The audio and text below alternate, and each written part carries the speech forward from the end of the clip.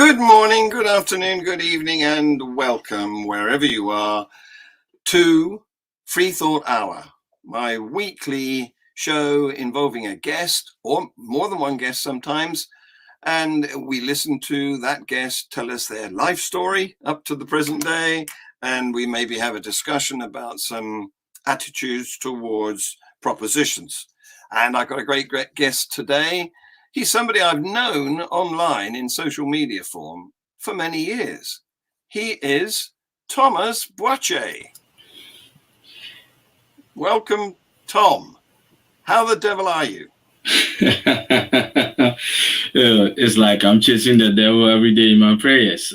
Yes. So I'm okay, thank you, here, because though we've got all sorts of COVID rampaging through the population, it hasn't struck this household. Yeah. Previous variants, yes, we have suffered from. I suppose it was Delta, the previous variant. I've had it, and the whole household had it, and of course we're fully vaxxed up in the UK. I've had 3 vaccinations. Wow. And the flu vaccination as well. So hopefully we've got quite a lot of immunity. Oh, yes. What's your situation you're near Washington, DC, aren't you? Yes. In my situation right now, like I have stopped all international travel, and I've taken the 2 vaccines already, the Pfizer vaccine, but I haven't got the booster yet. I plan to take the booster anytime very soon. Yes. And I really encourage everyone to get vaxxed because this new variant, we don't really know much about it. And the only way we can save each other is to get vaccinated. Or on here. Right. Yes. It's a shame, isn't it, that so many people are anti-vax? I mean, that's just... It's kind of unbelievable, and not historically, it's kind of like people have that tendency to resist taking vaccine, and you can track the history towards somewhere in the 18th centuries when the new diseases were coming and people have to take vaccines, and some were pushing back. And when stuff like that happens, it's kind of like a pushback to how we will resolve the issue in the long time. Absolutely. Well, you're right. People have not liked needles being stuck into them for more than a century, but the evidence is so strong. I mean, we've actually eradicated smallpox and polio. Almost. Polio is still hanging around in the remote areas of Pakistan and Afghanistan. India and some parts of Africa, but like in terms of percentage, you can say it has been eradicated because almost like... Well, it's not eradicated until it's eradicated. Right. It could come back. That's true. But there are only these 2 hotbeds of it now. And it's because, A, they're inaccessible. That's very true. It's difficult to get there with a fridge. You need to have a fridge about you. And B, they have local campaigners telling them that this is white man trying to put some poison in them or some sort of... Exactly. And I have to be very honest, I am a theist, okay? But I can also see the religious components to anti-vax and all that. Yes. And we have to tell the truth as it is. Yeah. Well, I do Global Atheist News, and one of the news items I've had to report this week has been the death of one of the televangelists based in Texas. Oh, yes, yeah. I can't remember his name, but... I think I had a discussion with Frank about that too. Yeah. I saw that, but it is his choice. He made a choice, and choices has consequences. So yeah, he made the wrong choice. He's now dead thanks to his choice. Yes. We can hope that the followers can learn something good and get the vaccine. His widow is still saying that they stand by the pronouncements they made from their pulpits in their mega churches, or on this, because it was Daystar, wasn't it? It was a TV evangelist, tele-evangelist, and Andy has a huge audience, or he did have a huge audience. So they're not going to switch overnight, I doubt. That's true, but I'm very certain that some people in the congregation is going to have a change of mind. Well, I hope so.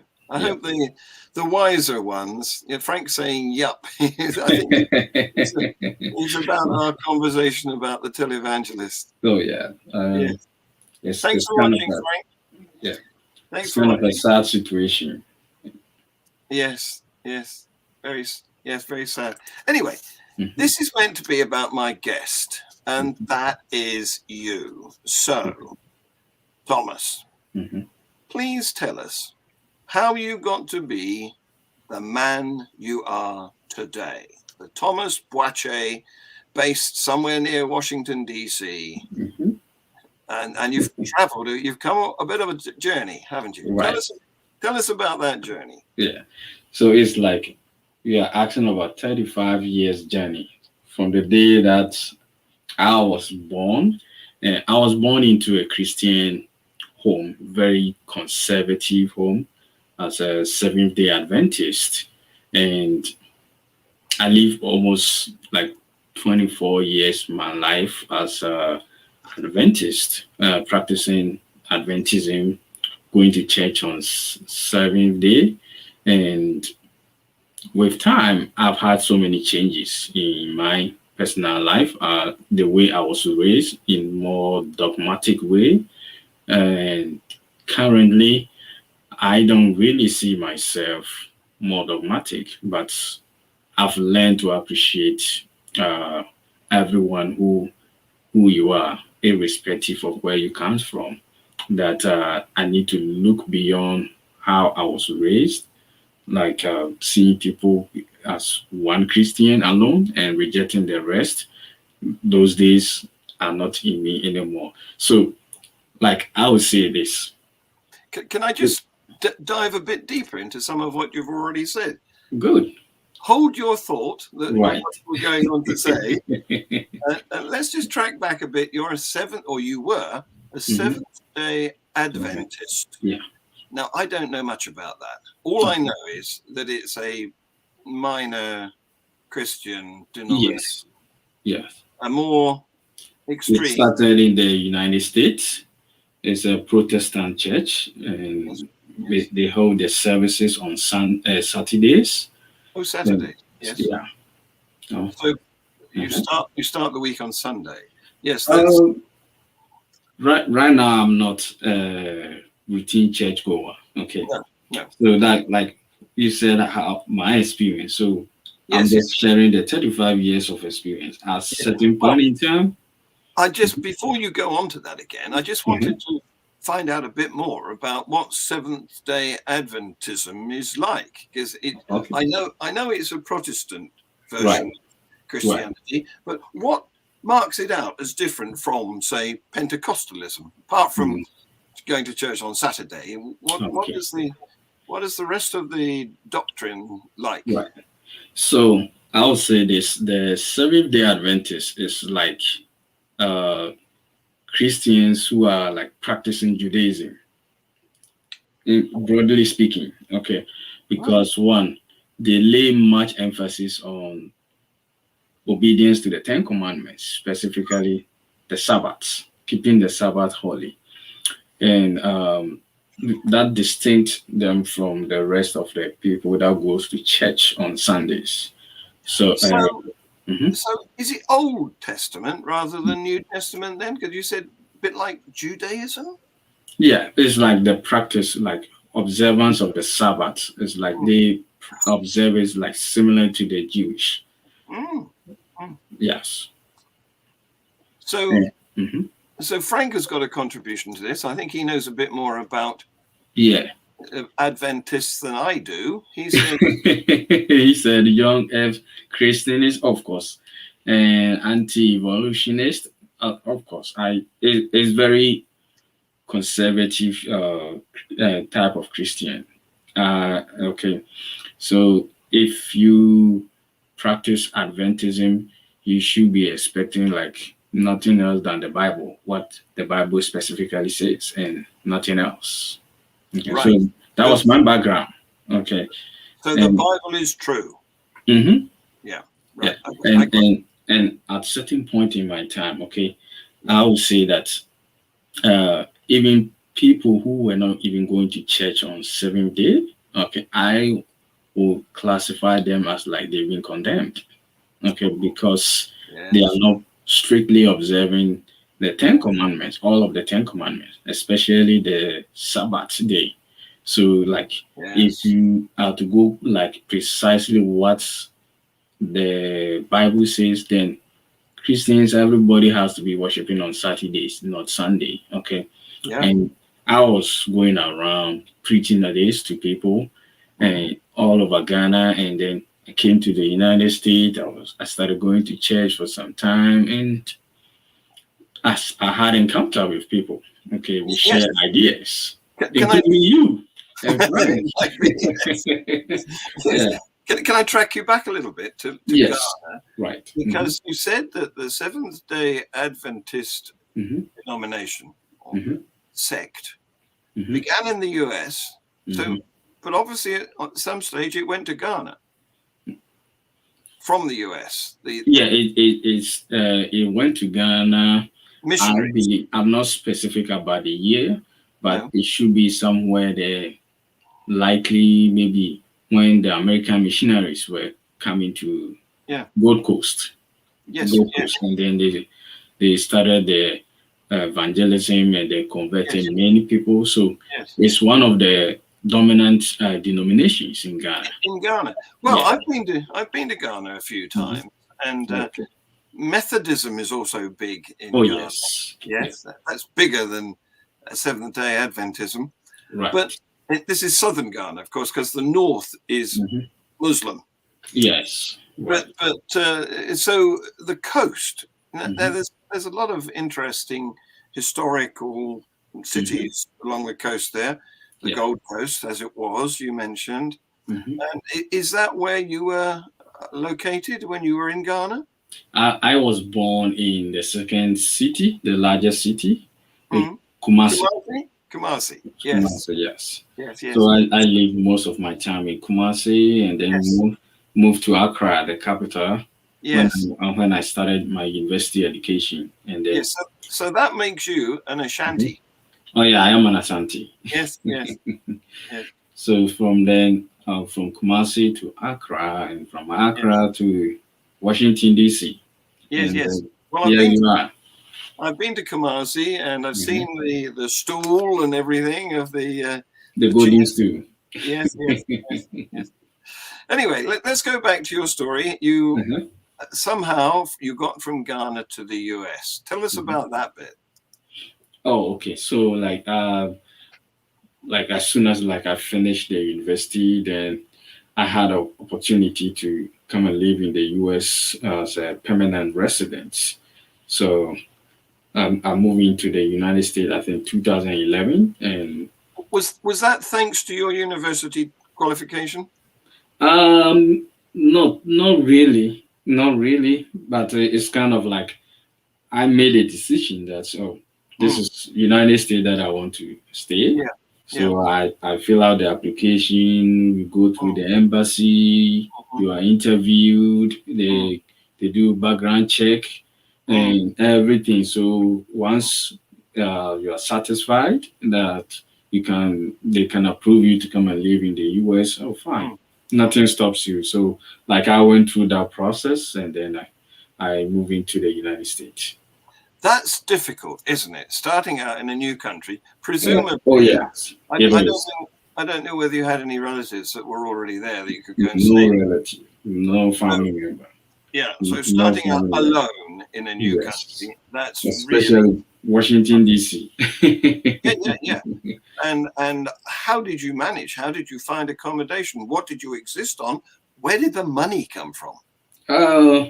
That's a good question. So it's like you sometimes you meet good people in the world. Okay. Yes. Yes. You meet good people at a certain stage in life. They volunteer to assist you to stay with them for a certain amount of time so that you can make some adjustment to your life before you progress to the next level. So something like that happens, and then you have to work, especially when you're in a new country and So, you are starting a new life. You have to work and make a lot of income. did you get a sponsor then? Did you bump into somebody who No. decided to become your uncle? No sponsor, so it's kind of like everything was through my own efforts. Like, Really? went through the application process, and Let's just say hello to Esther. She's watching us. She's the Afro humanist. Yeah, that's right. She's in the Midlands of the UK. Oh, okay. And she's an escapee from Christianity too. Okay, and, good. And she's a lovely lady who I often meet online. And would you like to come on the screen with us, Esther? Would you like to have a chat with Thomas and I? That would be fantastic, isn't it? I'll let her tell me in the chat. Anyway, going back to you, I still find it difficult to understand. You arrived, you got off a plane, presumably, not a ship, and you were in Washington Airport. What did you do next? Right.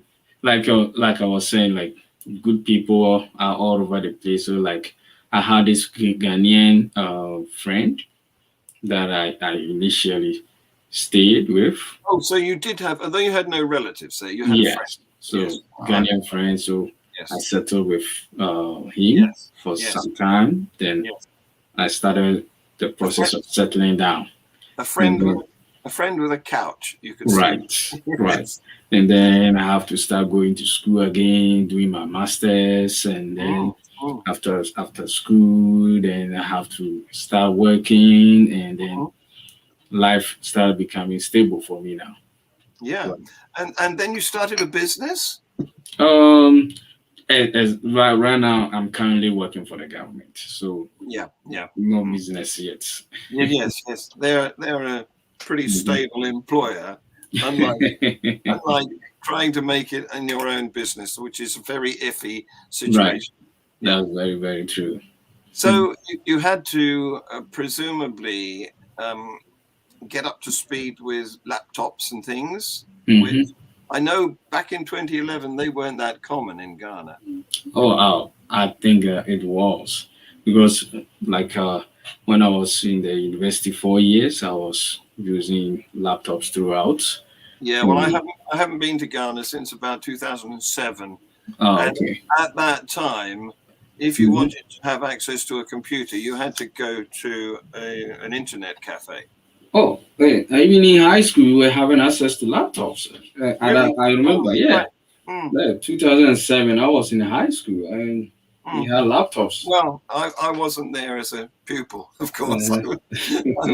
I was there as a visitor. Okay. With listen to this, my girlfriend, who became my second wife. Okay. Wow. A Ghanaian lady. Oh, beautiful. Who I met in this country because she was here training to be a nurse. And we struck up a relationship, and then I went to Ghana to meet her folks. Oh, beautiful. And I've visited 2 or 3 times since then. Yeah. Oh, nice. So I see your daughter, you and your daughter pictures on Facebook. That's nice. Right. This is my second family. I've got 2 half Ghanaian daughters. Oh, nice. And so we're quite a large family. And I've got a previous family because my first wife died. Oh, so rest in peace. 23 years ago. There was a lot of weeping, and I still think about her, but the time has passed. And I have two sons by my first wife who they've flown the nest, of course, because they're older. They're probably older than you now. Because what are you, 35? Yes. Yeah, they're in their 40s. And one of them's in New Zealand and the other one's in France. So okay, nice. I see them when I can, mostly on here. So you have that strong grip of life and the life experience. That's so amazing. Well, I've had two lives really, because I like being a daddy. The best job is being a daddy. So I've done it all twice. Yeah. Wow, nice. Anyway, where did we get to? You are in Washington. You've now got yourself set up. You've got a good job, and you're on the internet, and you're tapping away on your board, and you're meeting people like me. We're having that vicious debate. Sometimes we even end chatting inbox because of how the argument gets so heated. So well, that's right. Yes, because you come from a very different mindset from me. Because as you were saying, you were brought up to believe the Bible, and if anyone didn't go to church on Saturday, you thought they were heathens and were going to hell. Exactly. So when you met me, it's like what is he talking about? So it's kind of like, you see how we started initially. It was like a fist between me and you. You say this and I said the opposite, and it goes back and forth. But I have to be very honest. I don't really consider myself as a dogmatic Christian anymore. Okay. But I believe in spirituality of Christianity, like spirituality aspect of Christianity, which to me is learning to appreciate everyone, whoever I meet, and seeing the good side of the person, and also finding out what I can do with such a person to contribute to humanity. That is my focus, instead of using the Bible to condemn you that, hey, you are atheist, so you are going to hell. Hey, you don't go to church on Simon Day, so you are going to hell. Those are past in my life. Yes, you've dropped those policies. Well done. Right. Because it's quite difficult to let go of something that you were raised in. Precisely. And it probably helps that you weren't at home, because you didn't have to face all of your relatives and friends who presumably are still in that. Oh, church. Yes. Yeah. Oh, precisely. And at a certain point in time, you don't have to close your mind. Open it. Okay. Because the people who are not accepting change are those who have sealed their mind for whatever they had first in their life. Whatever belief that they had first, they have sealed their mind about it, and they are not ready to listen to anything else again. So whenever you're talking to someone, the first thing that you should guess is this: is this person's mind closed or open to learn something new? Okay, if the person's mind is closed, like, we're gonna have that kind of conversation that me and you were having initially, like going back and forth. I'm not ready to listen to you, and you keep insisting.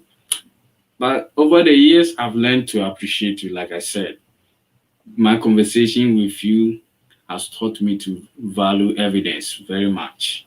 We've certainly that I do. We've certainly mellowed towards each other. This shows one thing, if not more, which is that travel is good for you. It is good for everyone. It's like it exposes you, especially when you are in a multicultural settings. Okay, you will see different way of life, different people, different experience, but they will be. It's different. What the way people are doing different things are the way people are doing things are different, but as if you carefully observe, okay, you're going to see some degree of resemblance in whatever each one is doing, even though we come from different backgrounds. Yeah. Well, my contention as a retired science teacher is that humans are social animals, and the only way we've managed to grow such an enormous population and to conquer pretty much the whole of the planet, except perhaps for the deep oceans, we can survive everywhere, and including a little footstep on the moon and circling in the satellite, the ISS. Right. The only reason we've been able to do that is because we cooperate. That's true. That's very true. I agree with you on that. If we didn't cooperate, we'd have been eaten by the lions a long time ago. Exactly. We're weaker than them, but not together. If you get 6 men with spears together, you can take down a lion. Exactly. Teamwork. Exactly. Yes. Quite right. Yes. Yeah. So that leads me to the second thing that I think we've learned. First of all, travel is good for you. And the second thing I think we've learned is that religion is bad for you because it divides men up. It says, my tribe is best, and you are a heathen going to hell. So let me comment about that. Okay? Sure. Yeah. Just going to say we don't need that. Right.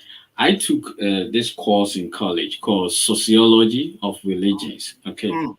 And one of the fundamental things that I learned is that religion teaches people to be good. Okay. Well, no, I know you're going to disagree with me on that, but at the core of every religion is to teach people to become good fellows to each other, so that we all learn to embrace each other and live in a harmonious environment. Okay. But then again, you come to ask questions like, then if religion is to teach people to be good, how come we have Al Qaeda, we have ISIS, we have the KKK, we have the Lord Resistance Army, we have all these divisional groups who profess to be Muslims, Christians, and they are killing to in the name of the God, in the name of in the name of their God. Let me say that for now. Yeah, absolutely. So you ask those questions, and you come to understand that if you really do etymology about religion, okay, there is always that one giant guy or woman or man, okay, who is always dominant and who is always diffusing his ideas and philosophies among the multitudes, okay, and then telling them go and do this, go and do this, and go and do that. So with time, when we have such people, and it can be anywhere in Islam or Christianity or any other religion, such people has been successfully created that kind of divisions, okay, that we see in the world today. Okay, but if we are to look at the radical nature of all religions, okay, and to focus on what religion teaches, like let's think about the sermon of Jesus Christ, what he came to teach. Well, yeah. Remember, I asked you one question last time, at debate. Tell me one wrong thing that you found in Jesus Christ's teaching. You are yet to answer that question. I'll come to that in a minute. But first of all, I want to pick up on some things you've just said. Because you're right. Religions do very often have a message of, be good and peacefulness and love your neighbor and all that stuff, which is definitely a good message. However, there's very often a big difference between the theory and the practice. And you're right in that there's very often a leader, and the leader can himself either be, or herself, either be good or bad. And the trouble, one of the troubles, it seems to me, with humanity is too many of us are willing to be followers. You know, this is in Christianity, we talk about the flock and the shepherd, don't we? Now, I don't want to be a sheep. And if you examine the atheist movement, you'll find we're all individuals who really want to be leaders. Right. We don't want to be sheep.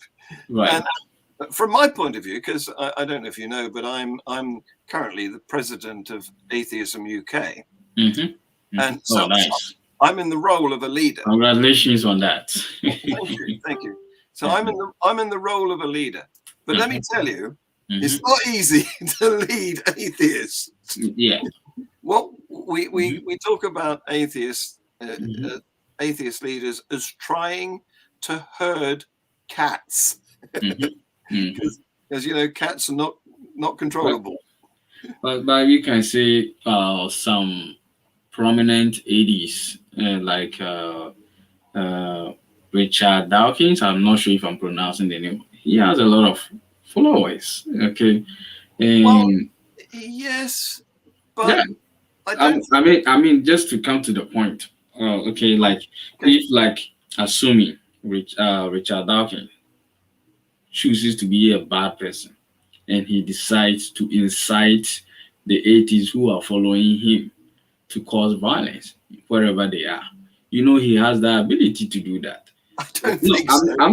He will not do that. No, but I'm just trying to cite an example of how the most influential people in religion, okay, but with you see, bad intention, do that. That's how it happens in religion. But I know Richard Dawkins wouldn't consider himself to be a leader. I know that he doesn't have a load of people worshipping him. You know, this is a religious mindset that doesn't exist outside of religion. So if you're not going to find a crowd of people assembling at Richard Dawkins' feet and following him down the street. Right, but like my argument was this: assuming I'm just making an argument based on assumption that I'm just trying to cite an example of how powerful and influential people use religion for ulterior motive. Okay, so like in the same way, you see a lot of atheists, I would say millions of atheists are following Richard Dawkins. Okay, and assuming if he decides to be a bad person, I know what you're saying. He uses his message to incite violence. I know what you're saying. Capacity to do that. I don't think so, because I understand what you're saying, but what you're not hearing is that atheists are not submissive. We're all leaders. We're not followers. We're not going to worship anybody. We all think that we're equal. I've had email exchanges with Richard Dawkins on a man-to-man basis. You know, so. And if it wasn't for COVID, I would have met him by now, because I'd organized an event which was due to happen in April of 2020, but then we were locked down. So what you're missing out is that the level of respect is different. Atheists respect each other as equals, whereas sheep. But I don't mean to cut you short.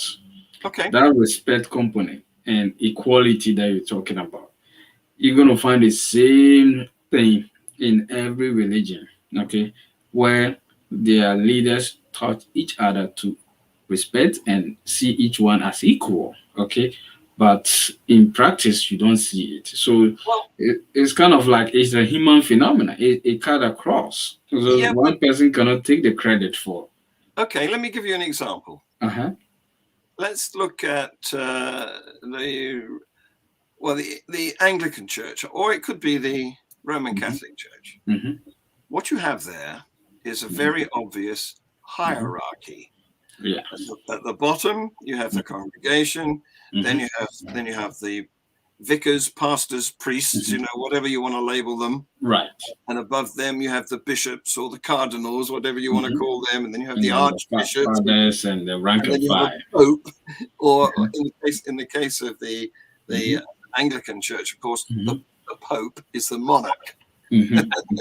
Right. So what you have there is a ladder. Okay, yeah, like any organization.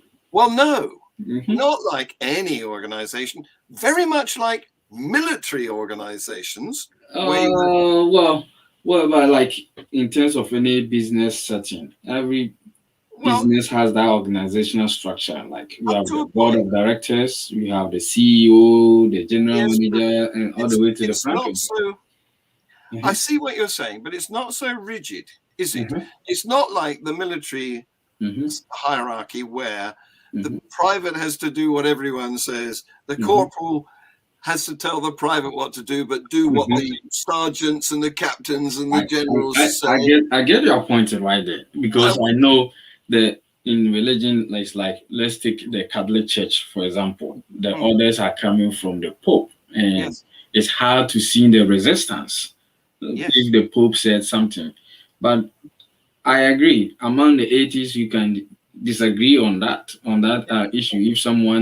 If Richard Dawkins says something and you disagree, you're gonna say that out. But we saw in history. In history, people who opposes the Catholic Church, they get persecuted and all that. So that point is well established. Yeah. While we're talking about the church, the control, the level of control is almost dictatorial. For example, I know not that many years ago, I think it was in the 1990s, our local bishop, Anglican bishop of Chichester, that's the county town near me. And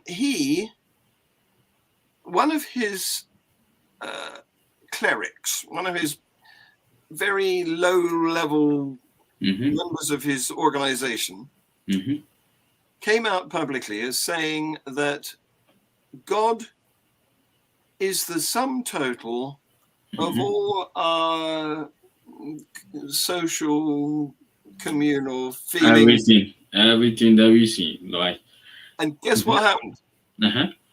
He was sacked. You can't say that.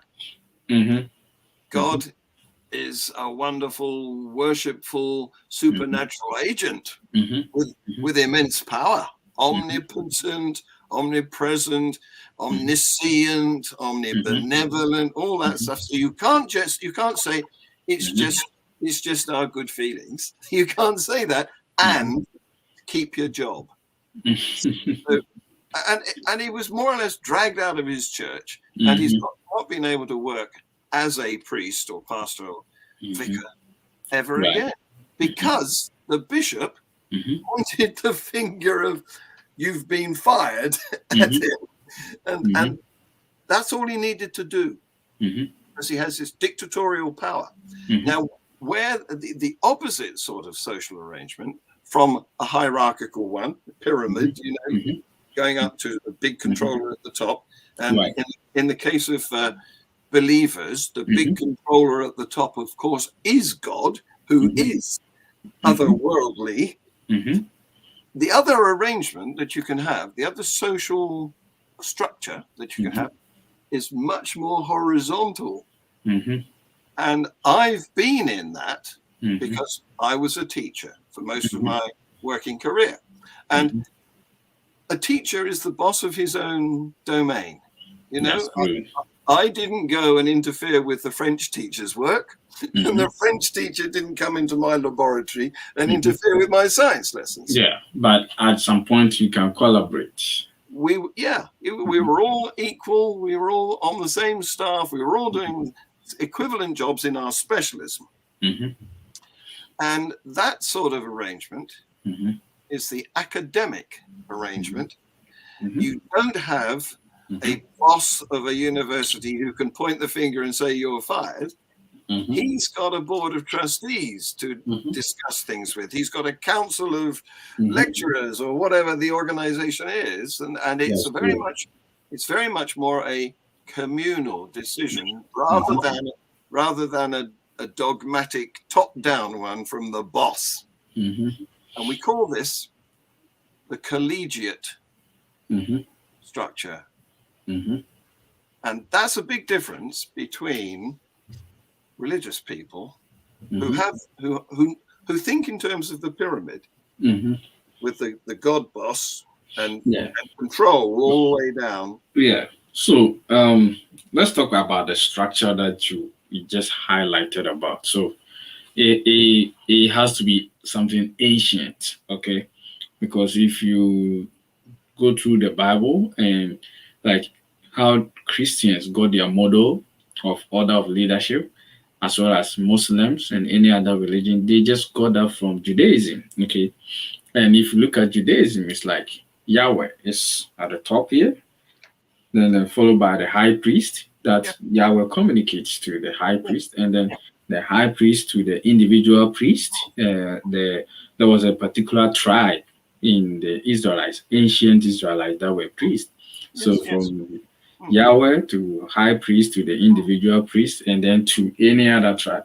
So that kind of hierarchy was like something that was inherited from Judaism to other religion. So the point is this: is it effective or it is not effective? Is it encouraging harmony or it is not encouraging harmony? Well, if you want to go back to those days, you'll find that there was a lot of tribalism and a lot of conflict. Oh, yes. And a lot of death. That's true. Whereas today, in a more enlightened era, if you read Steven Pinker, I watched a video of him today. He's written a great book. What's it called? Enlightenment Now. Enlightenment Now. And it explains how, if you look back, if you could go back in time, then you would find living gets worse and worse and worse and worse. Right. And at the moment, we live in the best age because comparatively, fewer people get killed now. We all get to live longer. Many of us get a better education. Food is more readily available. Disease is more or less conquered. COVID accepting, you know. Yeah, COVID is new, so. Yes. But the point is that that Lord of the Manor, that Baron, that worshipful. If I don't bow down to you, you're gonna kill me. That happened back then. Right.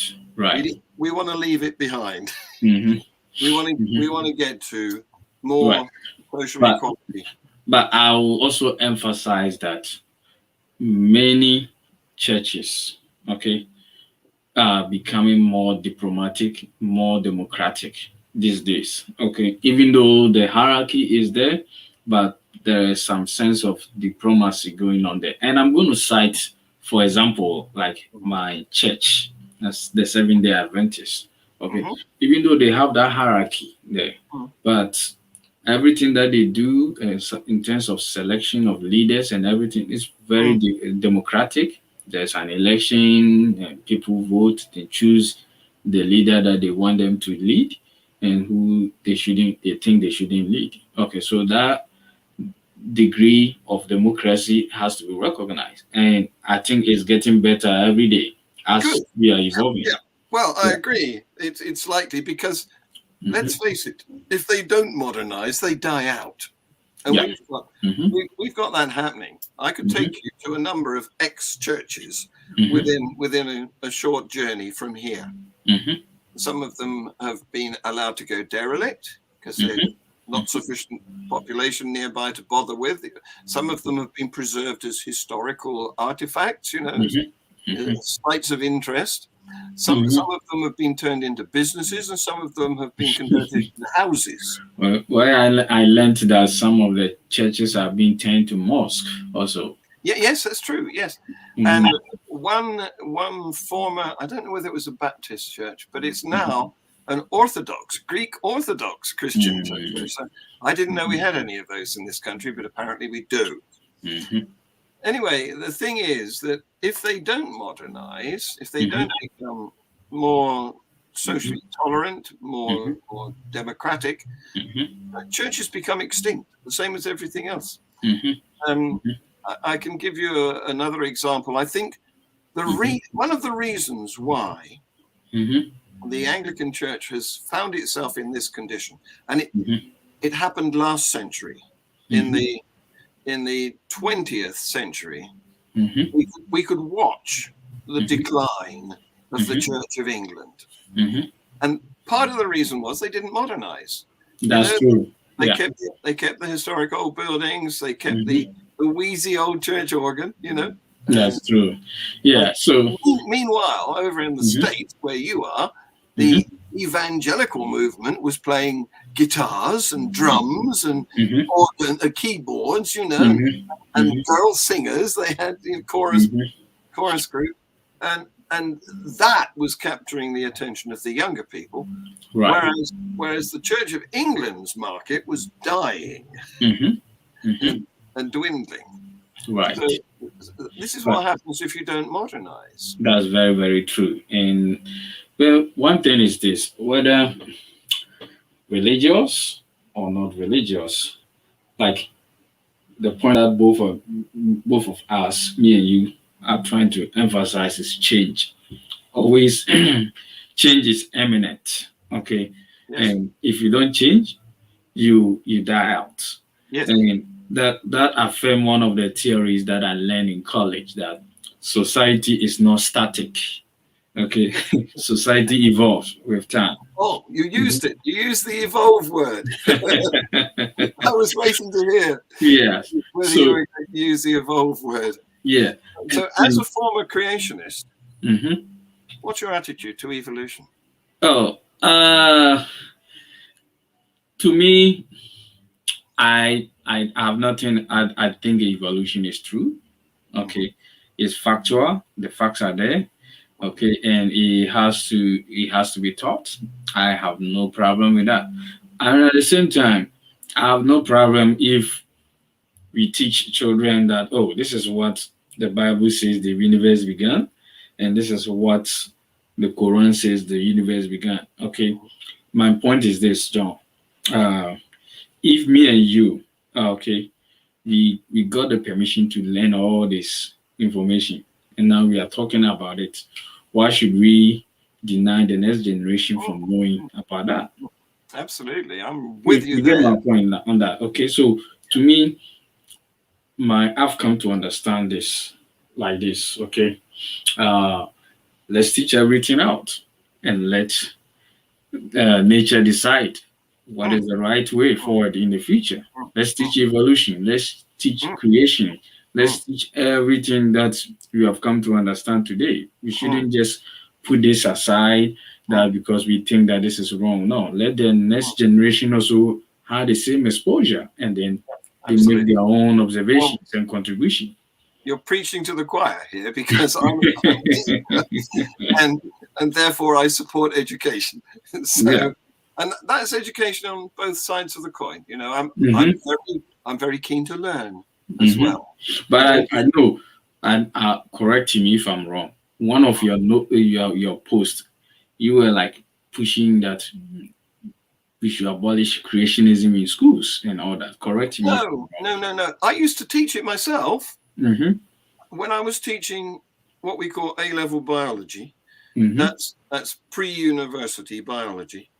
So what you teach people who are aiming to go to university and study science. High school. In Ghana, we say high school. Yeah, that's right. Yeah. So when I was teaching that, and part of the syllabus required me to teach evolution, I always used to start the historical account of how people used to think all the diverse forms of life originated, and then go through the way that it was discovered that isn't correct. So I'd start with creationism. I'd poke fun at it a bit.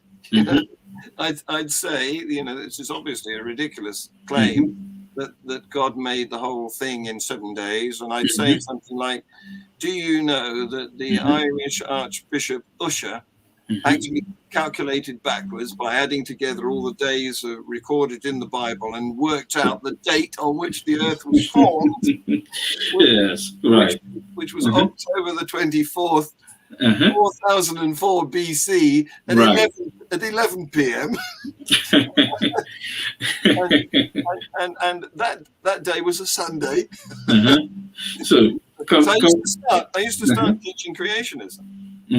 Then I'd go through, Darwin, Mendel, the discovery of DNA and everything, and bring up to date. So I'm not against teaching creationism, but I don't think it should be taught as true. No, I honestly, the choice of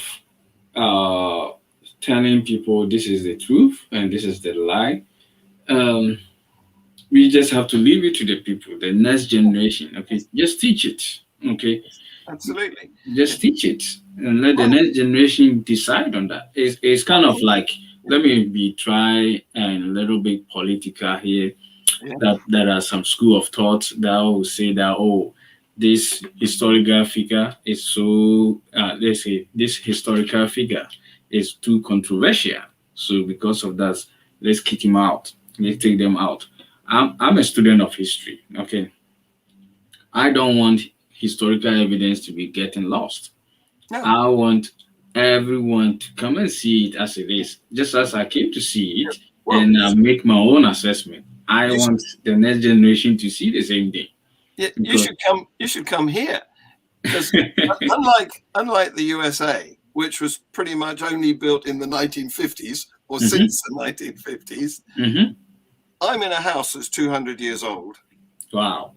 And that's pretty much the same age as the formation of the original United States. 13 states on the East Coast. Right. Long before the Wild West. And I could take you from here to a Norman castle within half an hour's drive, and I could go, if I wanted to, I could take you to the stones at Stonehenge, right, which are 6,000 years old. So if you like history, this is the place. Right. Or at least Western Europe is the place. We've kept it all because it being cold, we needed to build solidly. You didn't have to do that so much in Africa because part of the history was kept there. Like, talk about ancient Egypt. You see the pyramid. You're talking about the pyramid is approximately more than 6,000 years. It's a fact. Granted, there. You can also talk about much of Africa, Zimbabwe, the wall of Zimbabwe, the stone wall of Zimbabwe. Yes. Granted, there are a few bits and pieces. Granted. My point is, I'm not trying to denigrate Africa. I'm just saying that. No, I'm not saying that. I'm just saying that we couldn't get away with softer building materials in cold climates. We needed stone and brick and roofing tiles and slates. Whereas in more balmy parts of the world, you could get away with mud and straw much more than we can. So why was I saying that's because I was talking about that because we have a lot of history because it was more permanently built. It's hung around, and we've got organizations, the National Trust, for example, whose job is to preserve all this stuff because we value all that history. Do you know, we're coming up to the end of our time, and I haven't involved so many people. Frank's had a bit to say here. Okay, he said, "Why cannot Yahweh speak directly to me? Why put a string of flawed, fallible, imperfect people between Yahweh and me?" Wow, Frank, This is a question that I think Yahweh has to answer that. Well, you and Frank can have a go at that after the show is over. Frank, we will have a chat about that. But yes. And say if we must teach kids from ancient books, we should also teach current fact with evidence. Absolutely. I'm not sure. I said I'm against that, right?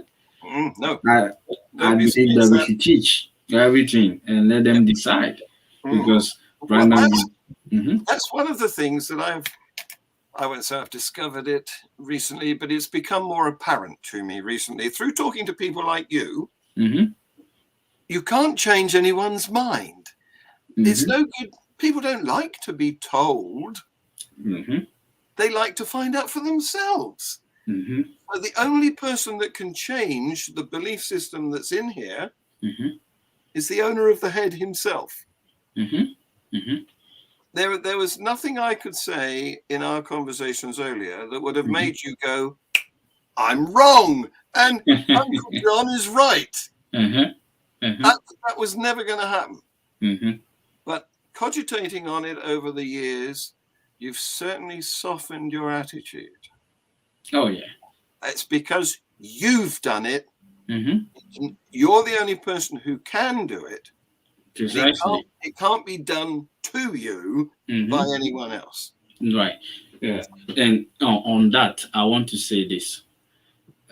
The more people are exposed to many sources of information, okay, it is at that point that it helps them to process things in general, okay. So that is why I like the fact that we should give people information, let people learn. Absolutely, yes. Give it out, okay. But let me share this quote for you before we close. Let me read it. It says this. I think it says everything that we have discussed right now, John, none prove whether God exists or God doesn't exist right now. Not even science or mathematics. Okay. God isn't found at the end of any empirical test, a mathematical equation, or a philosophical syllogism. Sorry if I'm not pronouncing it well. Oh, that's fine. It's coming over. Yeah. God is found explicitly or implicitly in living a good, honest, gracious, selfless, moral life, and this can happen inside of religion or outside of it. Okay. Well, I'm quoting it from the Belgian Benedictine Benoit Standard. Okay. Right. Well, if that's how you want to define God, I'm fine with that, because I think I just want to share that with you on that. Thank you. I think we've evolved to think like that. Oh yes. Because if we had more unpleasant attitudes towards each other, mankind would have died out. We would have killed everybody by now. Precisely. Precisely. Wow. It was a wonderful conversation. I just saw that it's like 58 minutes now. Like, what? It sounds like 10 minutes. Well, it's 58:35 and coming down to the end of our hour. Right. But there's one little adage, I suppose it is, that encapsulates what I was saying earlier, is when I was saying that you can't change another person's mind. Only they can do that. The adage is simply, you can lead a horse to water, but you can't make it drink. Exactly. Exactly. I agree with you on that. And you should also notice that there are some people, no matter the amount of information that you give them, they will still remain the same wherever they are. Okay. Yes. And there are some people, they get the information, they evolve from it. Okay? Yes. It's like that. It's life. Nothing is fixed. Everything is changing all the time. So I just want to announce that next week my guest will be the Lone Skeptic. Wow. And that's the handle that he goes by.